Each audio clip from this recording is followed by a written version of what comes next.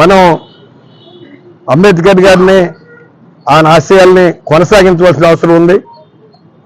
ఎందుకంటే భారతదేశంలో పూర్వం రాజ్యాధికారం ఉన్నవాళ్ళు, భూస్వాములు, ధనవంతులే రాజ్యాల పరిపాలన సమయంలో ప్రజలందరూ సమానమైన, మానవులందరూ ఒకటే భావంతో అందరికీ సమానమైన హక్కులు కల్పించిన వ్యక్తి.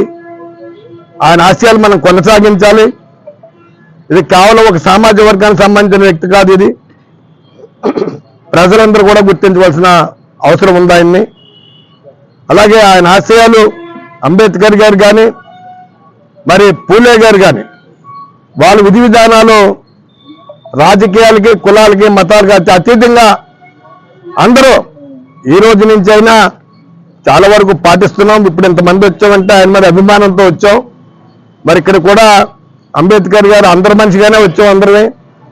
మరి రాష్ట్రం మొత్తం మీద అన్ని ప్రాంతాల్లో కూడా ప్రభుత్వ అధికారులు, ప్రభుత్వ మరి పెద్దలు కూడా ఈరోజు ఈ కార్యక్రమాన్ని ఘనంగా చేస్తున్నారు. దాని మీద అందరూ మహిళలు, లేకపోతే యూత్, లేకపోతే పెద్దవాళ్ళని తారతమ్యం లేకుండా అంబేద్కర్ ఆశయాలు కొనసాగించాలని చెప్పేసి వచ్చిన ప్రతి వారికి పేరు ధన్యవాదాలు చెప్పి సెలవు చేసుకుంటున్నాను.